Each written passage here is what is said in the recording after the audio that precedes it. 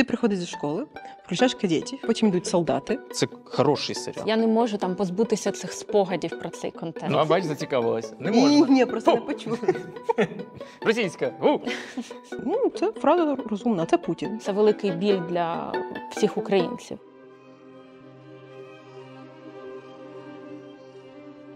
Привіт, я Валя, і мені соромно, що я досі знаю на пам'ять вірш Бродського. Я Марям, і мені соромно, що я можу процитувати більшість фільмів Рязанова. З вами подкаст від Суспільного деколонізаторки, де ми з Валею будемо намагатись пройти і проговорити наш персональний та суспільний шлях деколонізації. На цей раз ми будемо більше говорити про якісь наші персональні досвіди, при тому наші з Валею і суспільні. І кожен з тих етапів, ми маємо так уявлені десь декілька етапів цієї деколонізації, і кожен з випусків він буде присвячений цьому етапу. І сьогодні в нас буде сором. Так, ми хотіли розпочати розмову з теми сорому, оскільки в житті кожного з нас було доволі багато російського контенту. В нас є певні спогади, які пов'язані з російським контентом або з контентом, в якому українці взаємодіяли з росіянами. І ми якось маємо із цим соромом жити. І більше того, нашу розмову ми би хотіли присвятити тому, як зробити цей сором, як зробити це відчуття сорому більш конструктивним, на що його спрямувати, щоб ми не шкодували про те, що от це було і переживали наново ці емоції, а спробували зрозуміти, як треба діяти, що треба робити зараз, щоб створювати щось нове і позбуватися того сорому, який маємо. І для розмови про сором ми запросили Василя Байдака. Привіт, я Байдак Василь, і мені соромно, що Валя знає вірші Бродського, а Марія знає, може цитувати Рязанова.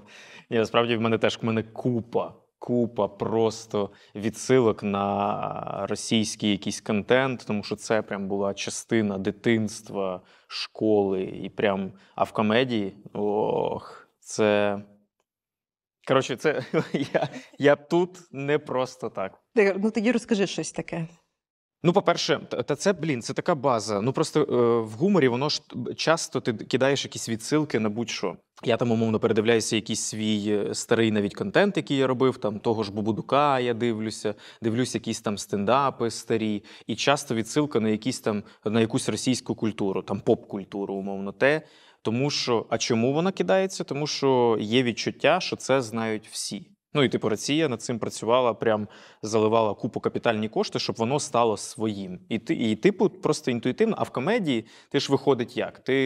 Чим більше людей знає про те, що ти говориш, тим більше буде сміху. Тому що це комедія спостереження, комедія впізнаваності. Потім ми почали працювати в жанрі абсурду, трошки менше там стало. Але там свої вже ключики. Але якщо ти працюєш там в комедії спостереження, то ти умовно говориш там, у нас же буде про сором, легко. Говориш там Агутін, і всі знають, про кого мова там умовно. Тому що всі росли в цьому, там, якщо ти нашого там покоління, всі росли, і він був повсюди. Це було там неізбіжно. Зараз ти реально, коли згадуєш, тебе бере крінжа, ти такий... Ти дивишся якісь свої старі виступи і такий нащо?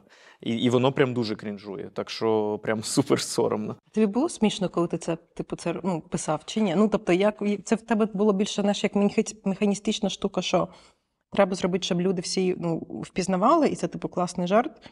Чи тобі самому було від цього? Наприклад, у нас був, по Воробушку брати. Воробушок, там це театр Гробчик зараз, театр абсурду. І у нас там був, наприклад, «Світ очима Горобця», там наша вистава, вона гралась там російською, Міргозамі Воробушка раніше. І там був персонаж, який виходив і говорив, у нього завжди одна лінія була, він виходив і казав раніше, це виходить років 9 назад, «Вечір почитання і восхвалення Олександра Домогарова».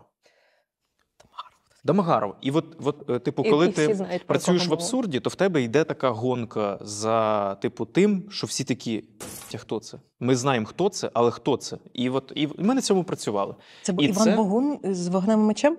Я хіро знаю. Це... Да. Мені соромно, але так. Він був? Де він грав Івана Богуна, в нього такі вуса були. Сподобалось мені. Ну і це, типу, просто смішна комбінація фраз, але це, типу, росіянин. І ми грали, просто грали, і воно смішить, тому що воно десь на подкорці лежить у людей, у глядачів. Але ми, виходить, були тими, хто переносив там російських акторів теж до нашого глядача. А ми це робили, тому що ми такі, ну це смішно, нас це смішить, от, і все. Потім хтось прийшов до нас на виставу і прям такий каже, ну, типу, вам Домагаров, ну, типу, от нащо? І ми такі... А в натурі. Це вже було, це я не кажу, що там через пару вистав, це ми грали довго. У нас потім був Бабкіна ми засунули, ось, потім ми засунули Гаріка Бірчу. Ну, теж комбінація, і типу жарт працював. І все. І от чого ми робили? Того, що це просто було якось на поверхні. Ну, типу, такі, та візьмемо Домагарова, та і що? Ну і візьмемо, хай собі буде. І ніхто навіть не думав. Угу. Це такий умовний якийсь спільний простір, та? Тобто те, що було для всіх відомо. Ми з Мар'ям просто багато говорили про цей комплекс меншовартості, та, який формувався в українців. Він багато в чому формувався за рахунок цього медіа-контенту, який створювався. І дуже часто там українці виглядали не дуже презентабельно, скажімо так, або виглядали дурниками навмисно так створювалися. Ти орієнтувався там на якихось там умовних росіян, які виглядали гарно в цьому контенті. Вони продовжували паразитувати там з шоу в шоу, і ми це все дивилися. Але для мене, наприклад, було найсумнішим те, що дуже часто це було в співпраці з українцями. І це я кажу зараз. Тоді, коли я дивилася такий контент, мені було абсолютно окей. Я його споживала і нормально все це сприймала. Але от улюблений такий для мене кейс – це, звісно, ці всі новорічні мюзикли. Бо я була дитиною, коли я їх дивилась, особливо там «Вечори на хуторі поблизу Диканьки», «Сорочинський ярмарок». Обидва які за Гоголем, до речі. І дивно, чому в мене симпатія саме до цих мюзиклів, а не до «Попелюшки» чи що там ще було. «За двома зайцями». Так, до речі, теж який відтворював український контекст. Там же Сергійчка мала грати і Проню Прокоповну, і свекруху, але вони Пугачову поставили. Вона мала грати Проню Прокоповну. Да. І це, і це така жесть, що ти просто, росіяни просто вливали бабки для того, щоб занурюватись, типу, от всюди, у всю цю культуру, у всю. Мені розповідали про кейс, що колись там ще задовго до 14-го року, в Одесі День міста. От, і ті, хто організовували, вони такі кажуть, давайте там поставимо там виконавці, наших українських, а вони кажуть, ні, типу, привеземо росіян, Росія дає на це гроші, на те, і давайте привеземо. І це ще задовго до 14-го. Тобто, це прям обов'язково ось так от, що витіснути своїми там російськими виконавцями, російськими піснями, російською там мовою, витіснути там українські. І це прям така база була. І яку згадати всі там якісь ці всі гумористичні шоу, всі КВНи, ці голубі огоньки, якісь мюзикли, шоу різні. От все отак от прям перемішувалося. Розважальний контент весь був такий, не знаю, це якась була типу співпраця, якщо можна так сказати. В кращому випадку він або був просто російський, або були якісь співпраці з українцями, де залучали українців в якихось, типу партнерство, але все одно було зрозуміло, що там провідна роль у росіян, але тобто ми цей контент постійно споживали. Питання в тому, що я не можу там позбутися цих спогадів про цей контент. Тобто я дивилася це в дитинстві, там, не знаю, КВН я дивилася з бабусею, ті ж аншлаги і все інше, і потім ті ж мюзикли. Тобто я не можу зараз сказати собі, ти це не дивилась, цього не було, ти в дитинстві дивилась, я не знаю, там тільки... Ми навіть не знаємо, що можемо зараз, як приклад навести. Шоу довгоносиків, наприклад, постійно Альфа українською мовою. Альфа українською мовою, але якщо говорити про суто український контент, тому що Альфа ми любимо всім серцем, і ми його і так дивилися, і Сімпсонів українською, і все інше.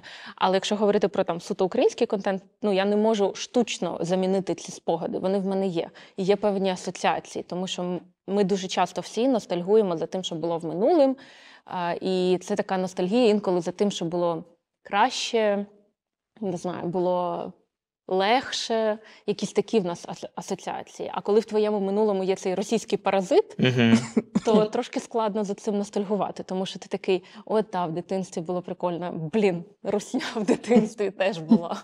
Але... я не знаю, як з цим працює. Наприклад, школа. У нас в школі був час, коли з'явився серіал «Бригада», і всі фанатіли. І я не можу сказати, я ж не можу зараз сказати, що це поганий серіал. От це буде нечесно. Ну тому що це хороший серіал. З кінематографічної точки зору, З чи кінематограф- по сюжету? Бо я просто уточнюю. Ні, взагалі, як те, що він його вкрав там у клана Сопрано. І я от завжди з цим стикаюся. Ну тому що інколи я прям такий відчуваю, як хтось починає там говорити, що це, ну що це типу. Це там все. Але маємо шукати якусь іншу причину. Я, зараз не буду дивитися, ні радити нікому нічого, тому що там, очевидно, російські наративи, очевидно, там пропаганда, російська пропаганда якихось цінностей таких, які взагалі я зараз би не хотів там, умовно. Але от сказати, що це поганий серіал, от я не можу. І от це от знайти оцю межу, ну це, мабуть, те, про що і цей подкаст сьогодні. Ну, просто... Тому що соромно. Соромно, що ми там бігали і такі, ти пчола, ні, ти Саня білий. Ну і це типу школа. Я не можу це викреслити. Це буде нечесно по відношенню до мене. А там, де базується нечесність, навіщо будувати на нечесності? Як працювати? Ну це умовно, що ти приходиш до психотерапевта і кажеш, ні-ні-ні-ні, ні-ні-ні-ні, я не любив. Ні-ні, ти що, я прям не любив. І такі, хорошо, якщо ви не любили, давайте будувати психотерапію на тому, що ви це не любили. І все йде далі не туди. Тому що вже фундаментально там база неправильна. І от як це правильно зробити? Ми ще говорили з Валю про те, що дуже цікаво. Я не знаю, скільки тобі було років, коли з'явились кадети. Да, я дивився. Ти приходиш зі школи, включаєш кадетів, потім йдуть солдати. Тобто вони потім ж йдуть. Да, і це все на новому каналу. Це все на телебаченні? Да, так. це все на телебаченні. А далі йде, наприклад, якась Кам'янська, або якісь мінти, або ще були «Улиці розбитих фонарей». І якщо подивитися, це прямо видно, типу, що різні цільові аудиторії. Тобто це діти, так? Наприклад, солдати – це вже щось було посередині між дітьми. Студенти, скоріш за все, якісь, Так. Але, наприклад, Кам'янська була більш розрахована на жінок, наприклад. І ще я пам'ятаю, що сиділа на уроці німецької мови, і там щось заснула наша вчителька, і мій однокласник дістав наушник і по радіо слухав кадети. Тобто зранку на деякі... По радіо? Так, ми по радіо слухали кадети, тому що нам було дуже нудно. Тобто до того, що навіть їх прокручували декілька разів. І я подумала, що в нашому дитинстві це, типу, по-перше, ми можемо говорити про те, що всі ці серіали, вони мілітаристичні, пов'язані з... І це дуже, цікаво, в позитивному сенсі. Тому що вони дуже, якщо ми згадаємо, можливо, не треба згадувати, але ні, насправді треба, ми ж сьогодні про це говоримо. Тому що нам соромно, так це якраз то...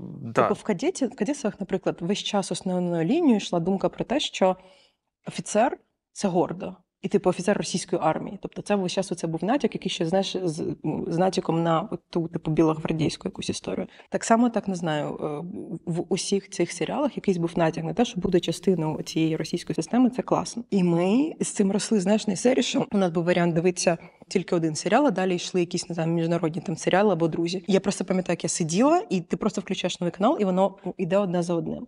Я не можу нікуди це від себе діти. Тобто, це частина мого дитинства. Більше того, звісно, що це були якісь приколи з друзями. І коли я, наприклад, думаю про, я не знаю, який був, звісно, наслідок, який це був відбиток на мені. Але, наприклад, якщо говорити про чесно, що соромно мені, за це не дуже соромно, тому що це були якісь дурні серіали. Навіть в дитинстві так думала. Але що мені соромно, це за «Щоб ніколи». Тому що вони мені дуже подобались, вони мені здалися дуже-дуже розумними. І я пам'ятаю, що я сиділа, і я думала, які вони розумні. І вони, до речі, десь... і от за це прям я відчуваю, що мені соромно, тому що симпатію до цих гравців, до цих розумних людей, оце якесь сприйняття того, що російське, що це справжнє, а от була ще українська ліга, і вона Українська ліга. Я дивлюсь на тебе. Вибач. І я просто, за це мені соромно, тому що я пам'ятаю, це російське слово тут підійде, тому що піття, це якесь ставлення, от вони ж там такі класні. І з цим мені прям важко. Це, мабуть, оце, і якщо треба ще робити перекличку з Рязановим. Я говорила теж про це Валі, що касети, найдешевші касети були радянські фільми. І мама купувала, і ми, разом з нею дивились все. І я знаю, правда, можу процитувати будь-який уривок з фільму Рязанова. І я, я нічого з цим не можу зробити. Воно просто в мене в пам'яті все ще є. Операція. Ти любиш Гайдая? Процитуй. Щось? Почекай, зараз. Я тебе зразу ловлю. Срамота. А бабуля? Я вместо неї. Чи як там було? Де бабуля?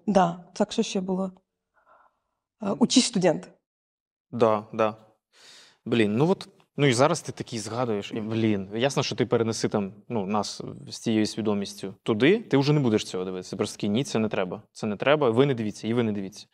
Там умовно. Але от в КВНівський рух, це взагалі, це типу супер русифікація відбувалась. І я от про КВН вам можу розказати, тому що от КВН це теж дуже велика частина, там, коли ти дивився, і через гумор там якась заходила умовна пропаганда, і заходила, ясно ж, якісь там російська попса, тому що вони завжди робили, ти дивишся якісь смішні команди, а ясно, що КВН там вибудовувався таким чином, що найсмішніші попадали в вишку, і вишку дивилися всі. Там в Україні, Рашка, Білорусь, всі дивилися. І ці смішні команди, вони в основному були типу російські. Ось, або там Білорусь, або десь там ще східніше, або декілька було разів, що потрапляли команди українські. Але команди, які потрапляли українські, вони теж не могли проносити українську культуру туди, тому що менше зрозуміють. Більш того, ці жарти можуть збриватися просто, якщо там українська команда принесе.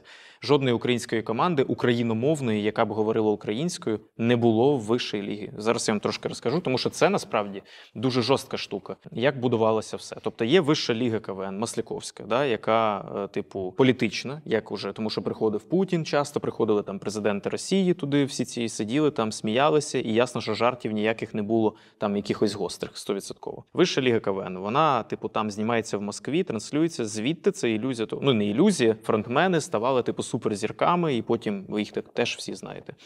Ця піраміда будувалася так, що були різні ліги, там, умовно, в Білорусі, в Україні була там Слобожанська ліга. Це офіційні ліги. Ти приходиш в ту лігу, ти платиш гроші за виступи завжди. Ці гроші йдуть, ясно же, наверх. Ти виступаєш. Якщо ти виграєш цю лігу, ти отримуєш якісь там типу рейтингові бали, тому що про тебе знають редакторська група.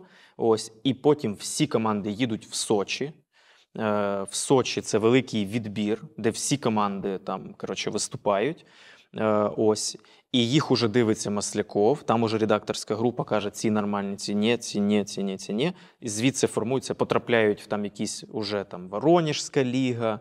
І починається карусель, і твоя типу, ціль КВНівська, яка, гумор КВНівський, він був, заполонив, типу, умовно, ці країни, тому що всі такі да-да-да-да, вийти туди вверх. І твоя ціль в кінцевому результаті, це ти виходиш наверх, типу, там, в цю вищу лігу, де Масляков, де всі тебе дивляться по телеку, і ти стаєш суперзіркою.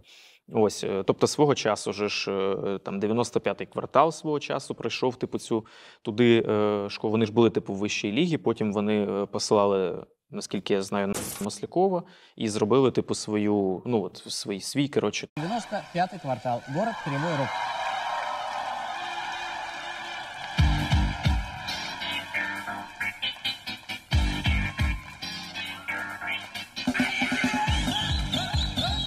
Але от, наприклад, дуже класний. Ти україномовна команда. Наприклад, візьмемо «Бомба Млинів». Була така класна команда, «Бомба Млинів», дуже смішна. Вони приїжджають в Сочі, ось свого часу. Це ще до 14-го було. І їм кажуть, ви смішні, але українською. Вас, типу, не зрозуміє. У вас немає шляху наверх з українською мовою. Тому що вас ніхто не зрозуміє. Вони прикладають свої жарти, типу російською. Ясно, що вони взагалі не заходять, не провалюються, нікуди не проходять. Але суть в тому, що тебе з українською мовою наверх не пустять. Просто тому, що, типу, ніхто не пойме. І все. І тому сформується така теж штука. Ти заходиш там, умовно, в команду. Якщо ти україномовний в російській команді, скоріше за все, через цей комплекс меншовартості, ти будеш типу якийсь чувак із села, щось таке, або десь із Західної, десь звідти ти приїхав. Комічний персонаж. Да.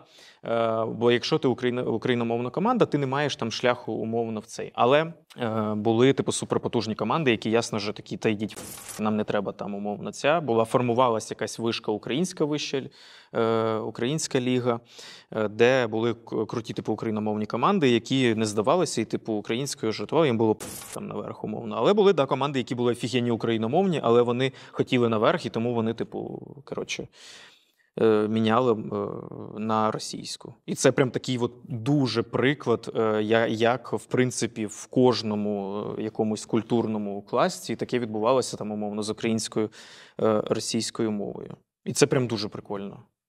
І тому свого часу, насправді, коли з'явилась Ліга сміху, то це хоча б воронка була вже не там туди, а це була своя. От, багато україн. Ми теж російською виступали там в Лігу сміху Горобчиком. Театр абсурду Горобчик. Ти для себе, коли ти, наприклад, там в дитинстві дивився КВН, ти мріяв про те, щоб потрапити туди, ну, умовно. Ну, я не те, що мріяв, да, але це було як я виходив, ну, я насправді той, хто я є, від КВНу, типу, частково. І от тому я не можу говорити зараз, що КВН зараз, ясно, зараз, КВН це типу, але тоді я не можу сказати, що ой, я й тоді, знаєш, там я КВН, я і знав, що це фігня була. Ну ні, я типу дивився там умовно на цього Галустяна, який типу зараз супер отвратительний тип, але я тоді дивився, сміявся, такий вау, круто, хочу теж так оце на сцені. І це типу мене змотивувало рухатись в цю сторону. Цитату згадала його жарту, мені соромно. Потерялась, от просто я не можу. Ну да, так і в школі. Так а як воно відбувається? Ти в школі, і от я цікаво, в 13-та школа, Вінниця, ми робили, ясно, це Гадя Петрович Хрінова. І ми ж її явно робили російською. Ну так.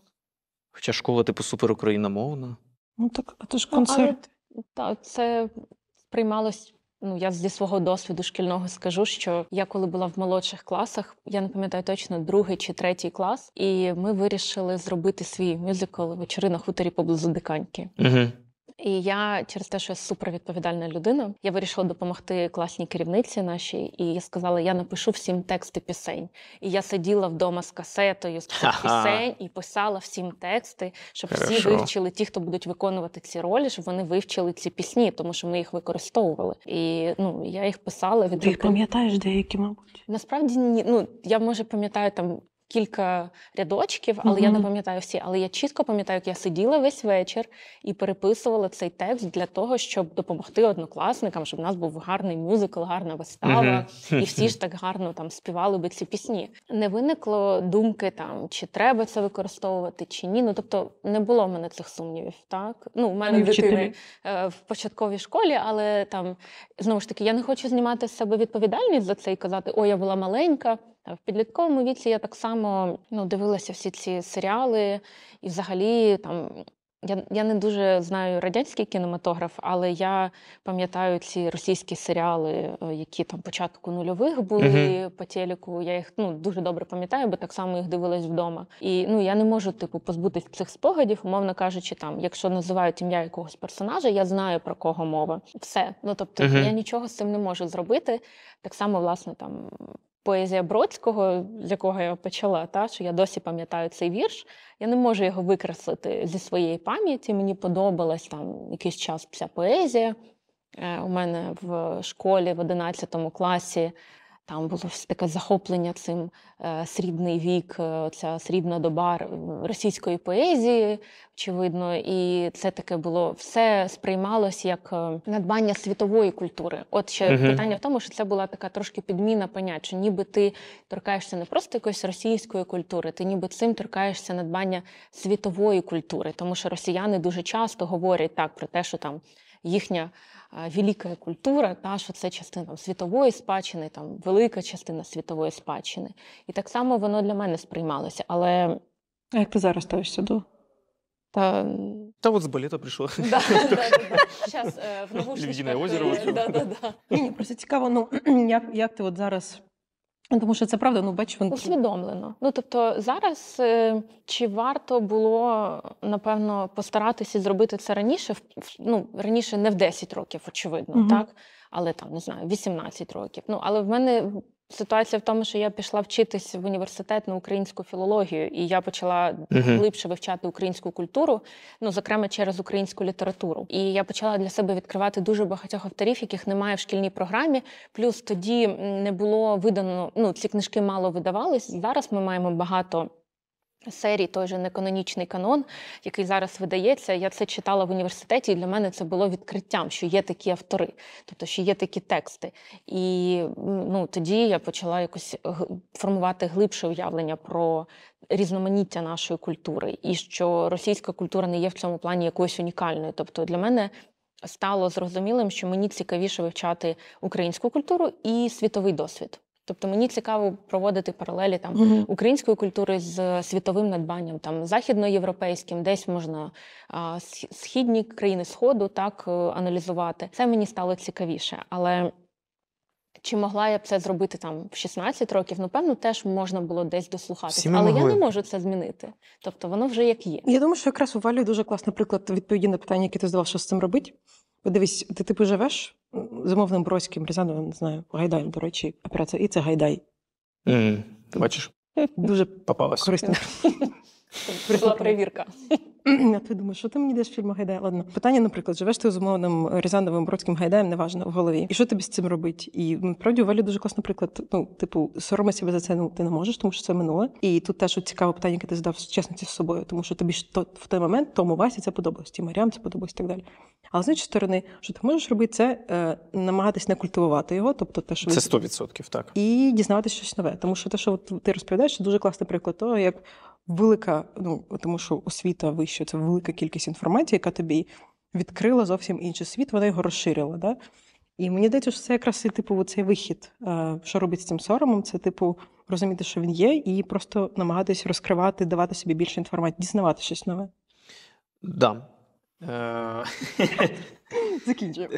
Ще одна така штука. Типу, умовно, от ми зараз згадали, да? Оце рахується популяризація?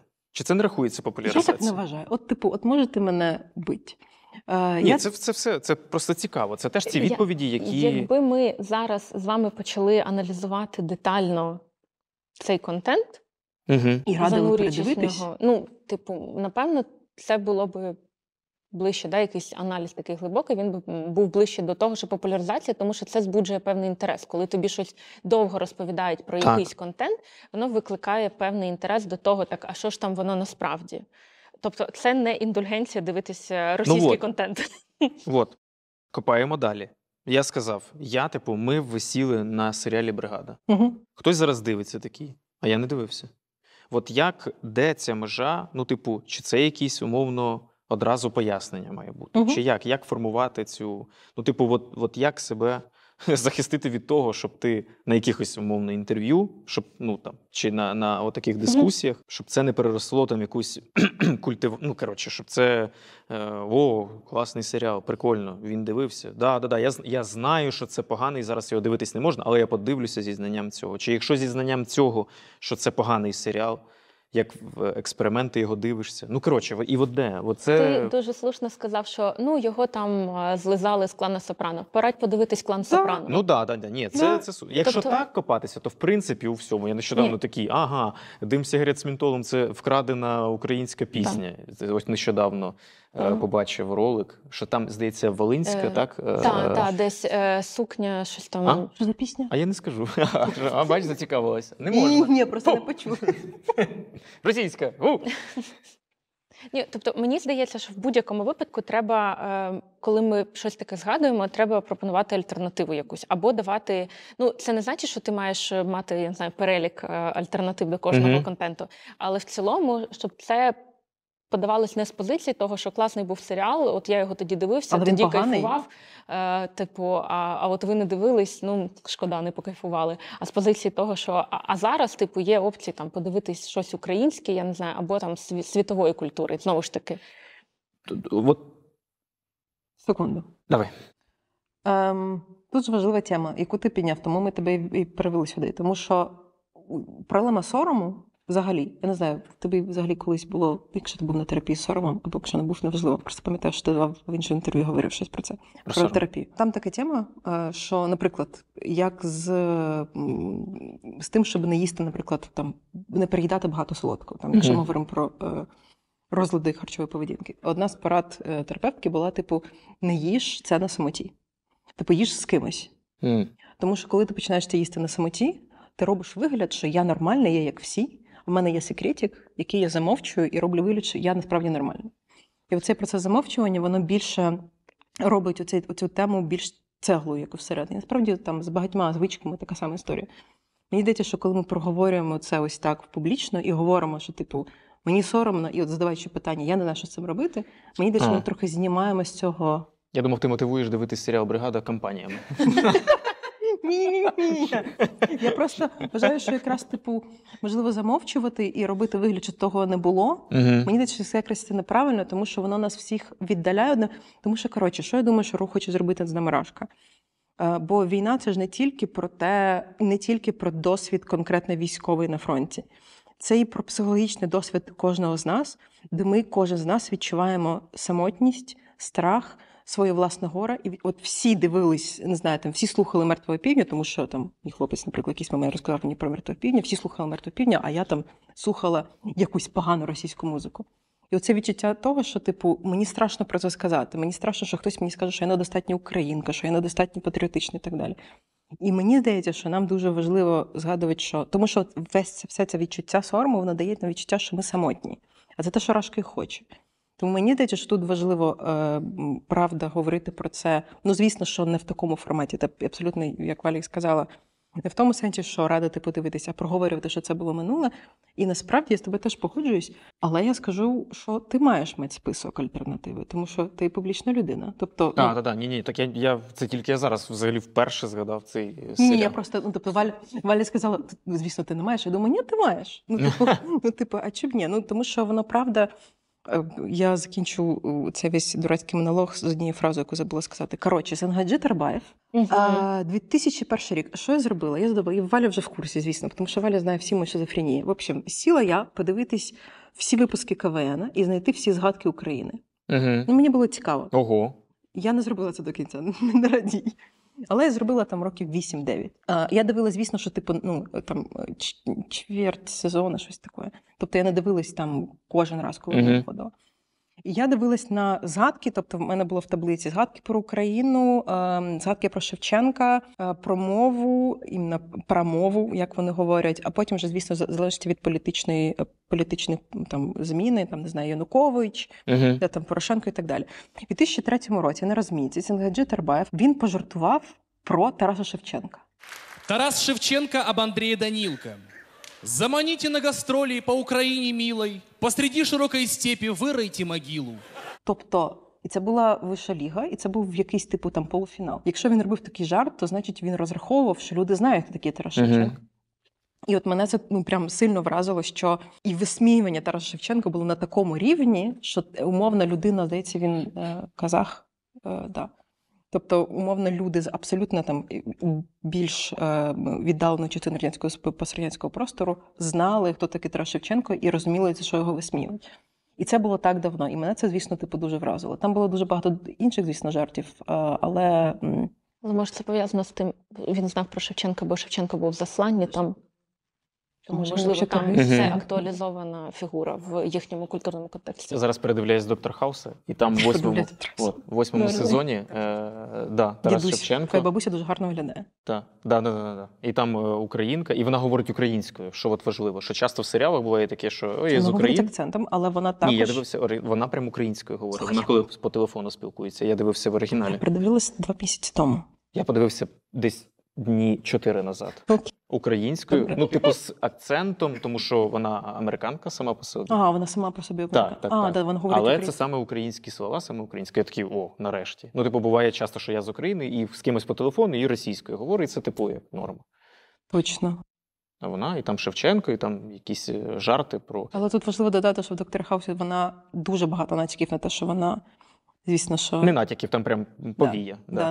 Буде її просто називати повією. Я не хотів це говорити, бо не хотів... Ні, нормально, я думаю, що якраз правильно, що це, тобто, навіть у нас якась асоціація, де в нас є портрет Тараса Шевченка, він все одно, ми так, портрет Тараса Шевченка, ми маємо миритись з тим, що, а там ще є українка, яку, згадують ось так. Тобто, знаєш, це ніколи не... Ми можемо просто порадіти, що хтось більш розповів про нашу культуру, ми маємо також змиритись з тим, що в той час хтось нас принизив. І це теж дуже цікава тема, що, мені здається, сумно. Але 100% відмова і відрізання всього російського для української культури, хоч радикально, але це принесе, супервеликі одразу круті штуки, круті речі. Тому що, я по фактам можу сказати, відрізання російського стендапу, усвідомлення. Я не знаю, як це вийшло, але вийшло. Мені здається, що стендап – це один із прикладів, де сказали, не дивіться російське, і реально Мені здається, що багато людей перестало це робити. Впевнений, що багато хто продовжує дивитися, багато хто просто не відстрілює, що це, типу, але просто прикольно, що сам український стендап, він в цілому десь на Ютубі, гадаю, 97% став україномовним після 22-го. Тобто ти чітко, коли вже дивишся стендап, ти розумієш, український стендап. Тобто немає такого, що ти дивишся російський і думаєш, ну це, мабуть, український може бути. А може і ні. Ну подивлюсь, хто його знає. Смішно, смішно.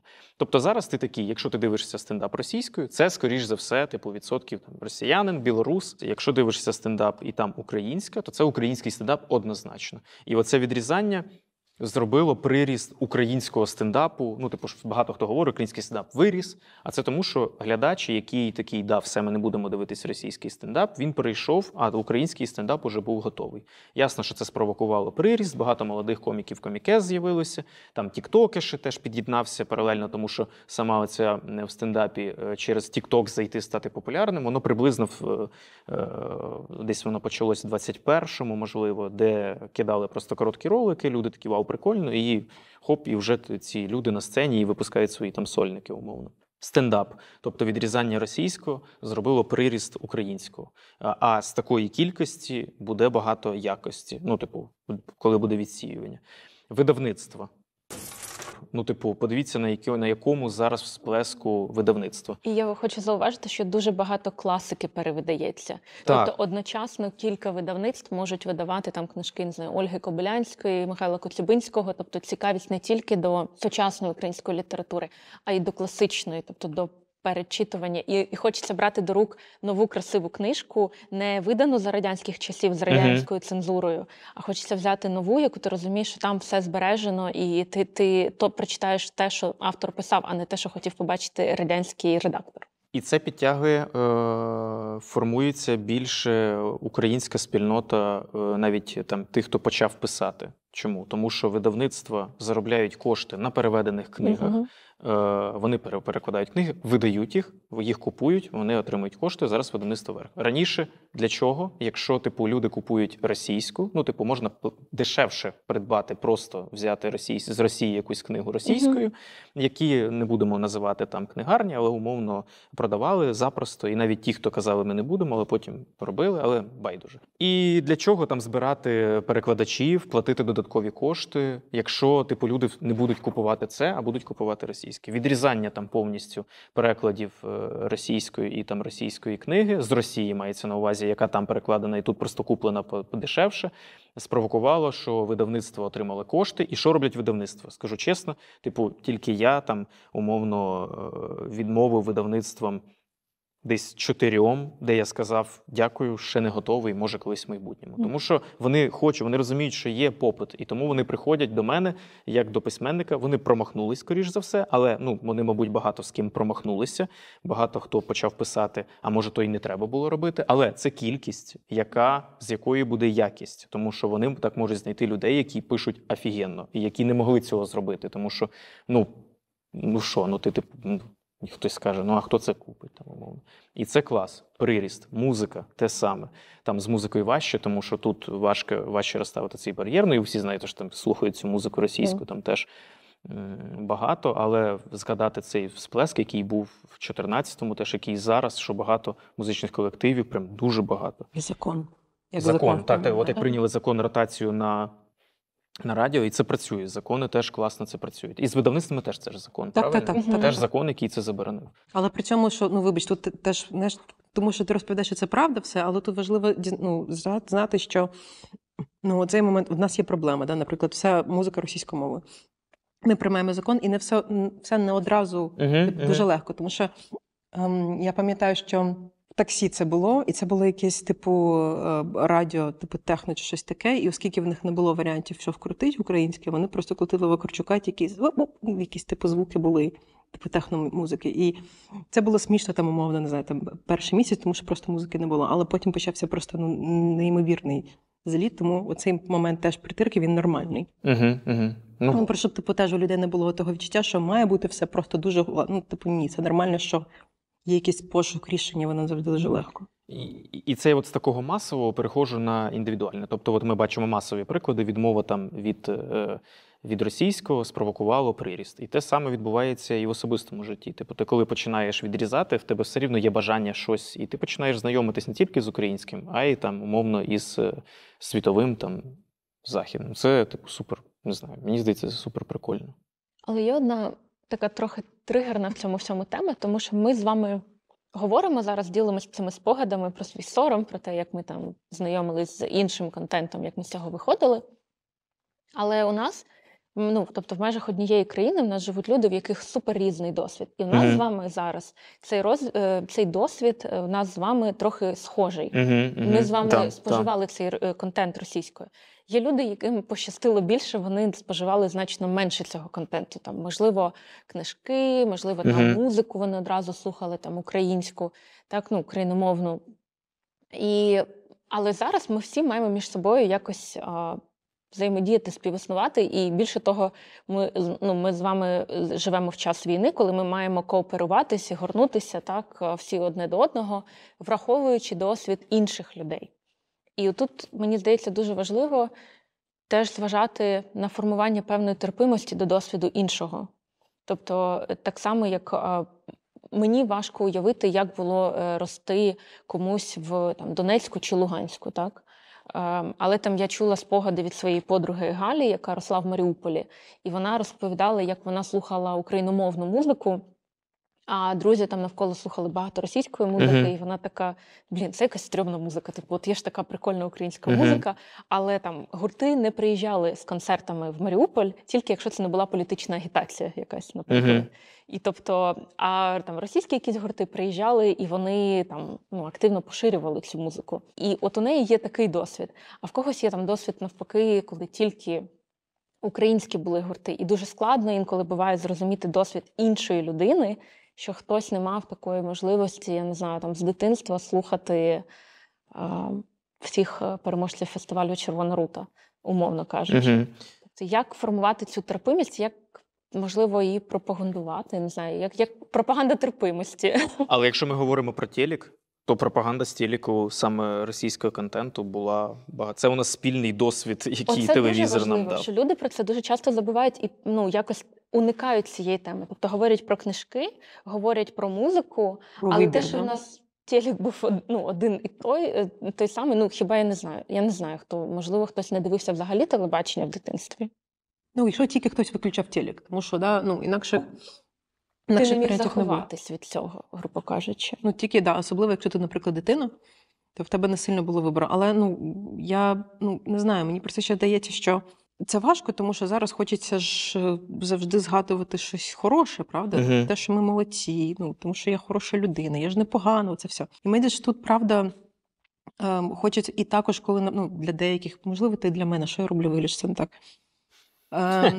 Хочеться подумати, що хтось неправий, ось у когось хтось гірший, ніж я, там хтось, не знаю, перейшов тоді на українську мову і так далі. І мені просто здається, що знову ж таки це дуже сильно нас всіх відриває одне від одного і не сильно допомагає. І просто, це теж в певному сенсі певний культурний привілей. Там, наприклад, якщо тебе батьки оточували якимсь культурним продуктом, там займалися цим. Наприклад, не знаю, моя мама розповідала, що її батьки спеціально весь час їй говорили, що це радянський свист. Вони говорили вдома українською мовою принципово. І коли йшли там новини по телевізору, вони весь час говорили, це радянський свист. Тобто, щоб мама була радянський свист, так цікаво. Це дідусь говорив кожен раз, коли звучало радіо, він каже, знову радянський свист пішов. І він принципово говорив з мамою і з її братом українською мовою, тому що він знав, що ніде в іншому місті українською мовою, при тому, що вони працювали на Радянський Союз. Звісно, що вони працювали. І звісно, що я розумію, що тому моєї мами, при тому, що вона не вивчала нормальну українську мову в школі, як і більшість людей того часу, це був якийсь факультатив. Вона дуже добре розмовляє, тому що в неї була вдома українська мова. І це, робота її батьків, яка була, але так, звісно, що робили не всі. От мені здається, що якесь таке розуміння, не знаю, я пам'ятаю, що я відкрила для себе Параджанова тільки тому, що побачила, що в нього день народження в один день зі мною. Я так відкрила для себе і українське кіно, при тому, що перший раз я взагалі не зрозуміла, і це теж відкрив для мене хлопець, тому що я запитав, коли в мене день народження, сказав 5 числа, і він такий, Параджанов. І я просто теж думаю, що це взагалі важко Да, до речі, що ти робиш з тим, що у інших людей інший досвід? Та ну це зрозуміло. Ну, я тому і. Закінчимо подкаст два рази. Ну, це 100% так. І класно, коли ти. Ну, це важко робити, але все рівно класно, коли ти розумієш, що точка з кожною людиною, з якою ти зустрічаєшся, вона починається не тоді, коли ти не знав людину, а тоді, коли ти от дізнався людину. Тобто, це ж її досвід. Ну, а досвід ти нікуди не дінеш. Ну, він був. Який би він не був, але це твоє минуле. От, умовно, я не радикал, тобто, умовно, я не забороняю там комусь щось. Мені це важко дається. Ну, тому в мене є якісь свої думки, і я би хотів сказати, вашу мать, ну скільки можна слухати ці. От. Але я, стараюся якось своїм контентом там провокувати людей до того, ну, умовно, якщо ми про українську мову там говоримо. Ясно, що мені хотілося, щоб всі говорили українською. Але я розумію, що я не готовий бути тим, хто такий «нєт». Бо я відчуваю ще до свого досвіду. Ну, тому що я такий, тобто ти зараз, да? Тобто, от тобі 4... В білому пальті, як тобі? Так, як тобі в білому пальті, під яким типу чорне графіті. Ну, коротше, я ж сам був російськомовним. І я такий, а що мене заставило прийти? Ну, заставило повномасштабне. А що саме? Ну, розуміння того, що я хочу бути ближче до українську культуру, ріст, приріст. Я хочу, це. Що я маю робити? Я маю собою подавати приклад і розповідати, як це класно. Я знаю там приклади, де люди такі, ми там подивились, послухали і теж пробуємо. Ось. Але чужий досвід 100% треба поважати, тому що ти ніколи не знаєш, що можна було, як було з людиною. Ну, це, можна якось на таке нарватися. Ну, в сенсі, що... Ну, не в тому плані, а в тому плані, що ти починаєш людині, а чого ти? І людина тобі так, тому що в мене було ось так в сім'ї, ось так, ось так. І ти такий, вибач, будь ласка, я не хотів тебе тригерити тим, що, Тому, не знаю, в мене більш така. Так от, в мене була з Валі історія, що її там щось питали в Інстаграмі, в чому складності деколонізації персонально кожну. І одна дівчина написала, що я, намагаюся говорити українською, але мені все ще важко називати тата не папою. І мені стало так якось сумно за людину. І я їй просто написала, що, Господи, називайте, це ж, рідна людина, називайте, як вам комфортно. Не треба себе... Угу. Звісно, що вона говорить українською. Не треба себе шеймити за це. Так. Звісно, що колись, може, вона самостійно перейде і так далі. Тому що найважливіший крок вона зробила. Я теж, наприклад, мені весь час важко, наприклад, згадувати тата не в російськомовному контексті, тому що ми говорили тільки російською. Але от про що я придумала. Я не чула тебе російською мовою, і я не чула тебе російською мовою. Я не пам'ятаю навіть. Я чула вас російською мовою. Навіть стендап. Хочеш услышати? Навіть якийсь стендап. Але знаєш, я такий, класно, в мене є плюс одна мова. Я розумію плюс одну мову. Я зараз спілкуюсь українською, в мене є плюс одна мова розуміння. Тобто, я знаю мову. Ну, круто. Ось я так свій досвід перерефлексував. Окей. Тобто ти просто думаєш, окей, класно, у мене тепер є нові можливості мовно. Ну, і в кар'єрі, і взагалі. Правильно? Ні, в кар'єрі ні. В кар'єрі ні, просто я це, я не можу. Я можу довго копатися причини, чого я був україномовним, потім перейшов, став російськомовним. Я про це і рефлексував і в стендапі, я про це думав, і там на якихось інтерв'юхах я про це думав. І можна там звинувачувати обставини, які були там в КВН. Це моє було свідоме рішення. Я такий, мені так простіше. Що там було сформовано, як це сформована була дорога, і де я бачив хащі, де я бачив уже, таке з указателями тут просто. Я такий, туди. Але ж я міг би такий, ні, я піду через хащі. Міг, але не зробив. Ось. Тому, ось таке. А я зараз думаю, це в мене є плюс мова, клас. Нехай буде. Круто. Досвід. Але, українська, супер. Я тобі дуже вдячна, що ти говориш про це відверто і, тобто, ти не знімаєш з себе відповідальність. Як ми багато про це говоримо з Мар'ям, що не хочеться постійно звучати так, що звісно, українці були під впливом російської пропаганди, і Російська імперія, і потім Російська Федерація, і Радянський Союз, вони чинили дуже сильний тиск на культуру українську і все. Але є якісь речі, які ми обирали свідомо, і ми маємо цей вибір, і ми маємо з ним якось жити, його приймати. І для того, щоб далі ухвалювати інші рішення і далі якось рухатись, треба брати відповідальність за свої попередні рішення теж. І тому я так само розумію, що Вірш Бродського мені ніхто насильно в голову не вкладав, я його вивчила сама. Тобто я не знімаю з себе цю відповідальність. І я можу лише працювати над тим, щоб там надалі більше цікавитись українською культурою, відкривати для себе не знаю, якісь речі, які мені невідомі, там, про українське поетичне кіно чи про українську музику тощо. Тобто просто розвиватись і цікавитись чимось іншим, не фокусуватись лише на тому соромі, який може бути внаслідок попередньо якихось ухвалених рішень.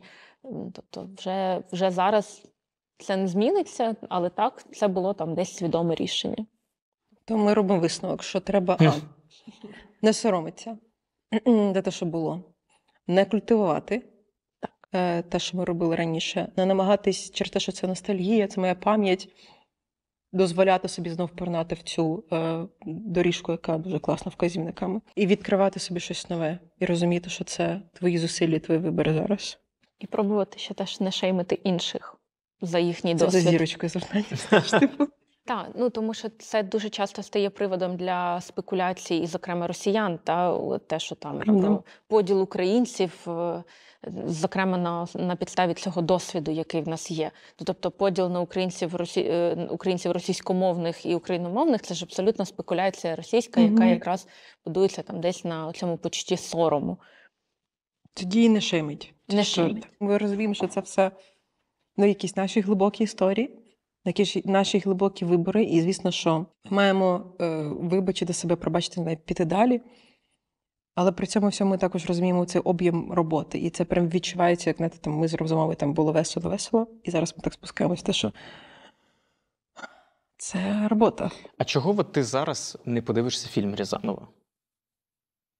Ні, дивись, якщо його... от особисті, мені цікаво, якщо ти зможеш поділитися. Наприклад, я там почну з себе, наприклад, що я не буду дивитись російську, мені прям противно. Я, не те, що там не можна, там бла-бла-бла, я все це розумію раціонально. Але от емоційно, якщо брати не раціо, то мені просто неприємно дивитись цей контент. Окей. От просто я такий дивлюсь, і в мене відразу від нього.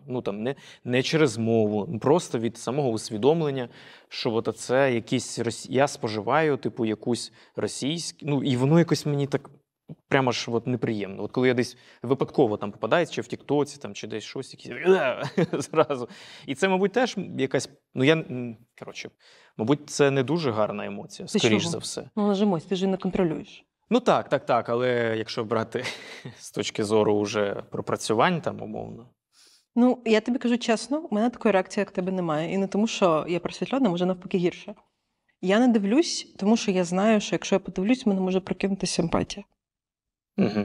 Тобто я знаю, що колись теж розповідала, неодноразово і Валі взагалі говорила про те, що я один раз, давно ще, там років 3-5 тому, мені було дуже цікаво зрозуміти, як впливають на людей в окупації те, що вони весь час слухають тільки російські новини.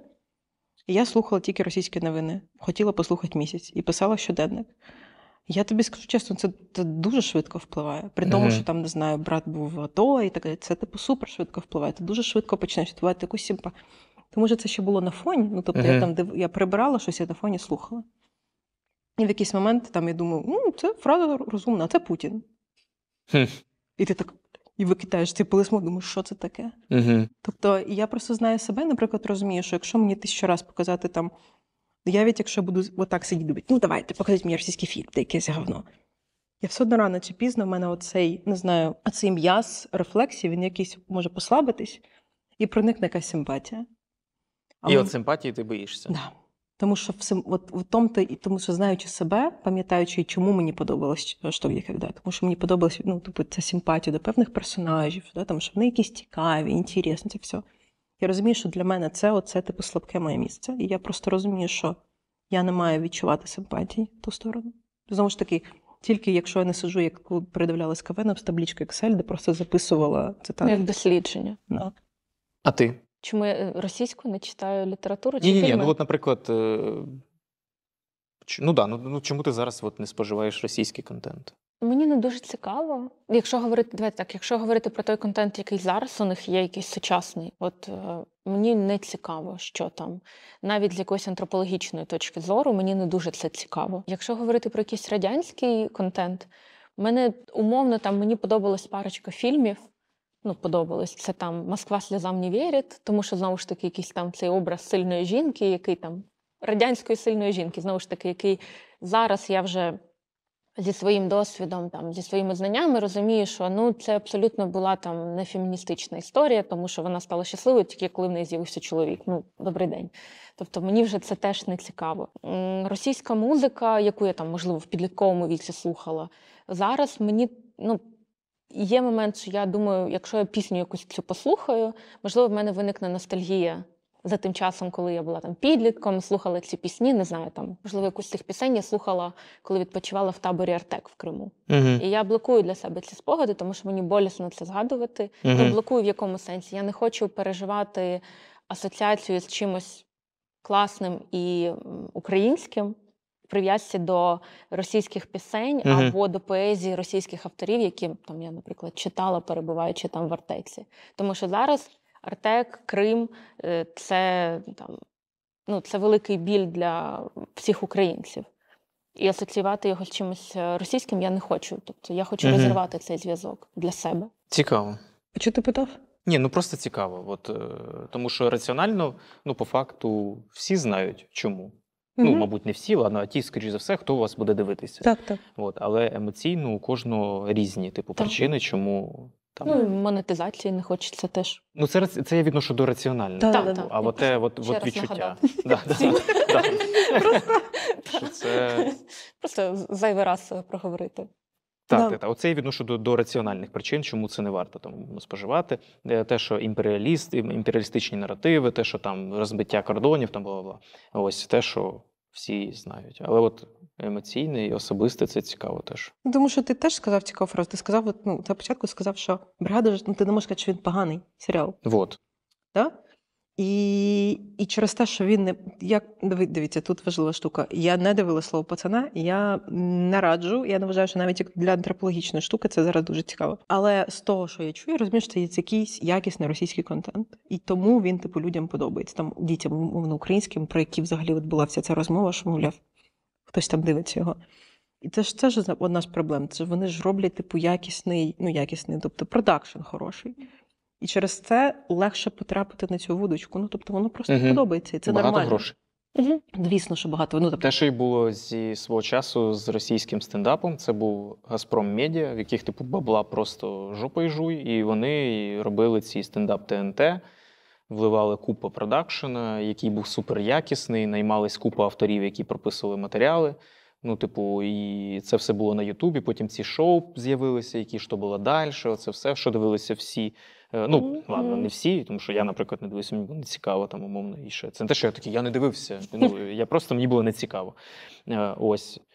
І всі такі, так а де український стендап? Так він не виживає, тому що в нього не було грошей взагалі. У нього зараз трошки з'явилися, тому що вже прийшли якісь інтеграції, спонсори, такий український стендап підтримуємо. І він трошки так, вже якісь перегляди. А раніше цього всього не було. Стендап був в клубах, а там в Росії було купа бабок, а у Ютуба кордонів немає. І тому, якісний, масовий, в який закидалася реклама, запрошувались там якісь суперзірки, і так все, і воно росло, захоплювало. І тут всі дивилися, а українською були якісь там, шоу там, умовно. Але вони були неякісні, грошей не було. Воно знімалося, він не міг конкурувати по якості. І все. І воно так імперія, умовно, робить із літературою, і це ж просто тому, що, умовно, якщо людина обирає, дуже класна в тебе була метафора з цією доріжкою, тому що якщо вже є доріжка, то нащо тобі робити ці зусилля ментальні, звикати до чогось нового, картинка не така гарна, звук не такий прикольний, жарти не такі класні, а тут все зрозуміло, все класно. І це ментальне зусилля. І умовно, в мене це більше про те, що я розумію, що через те, що вони витратили дуже багато сил на те, щоб витратити ресурси інших країн, наші, забирати наших людей до себе, звісно, в Москву і давати їм відчуття, що тільки там можна робити кар'єру. Контент в них саме за рахунок цього теж якісніший. І я розумію, що через це мені підсвідомо може з'явитися ця симпатія. Тому я просто собі цього не дозволяю, тому що я розумію, що я не хочу, мені ще боляче відчувати цю симпатію. Тобто, навіть якщо вона з'явиться, подумаєш, там з'явилася якась мікро симпатія, я одразу включила Стерненка і забула про цю симпатію.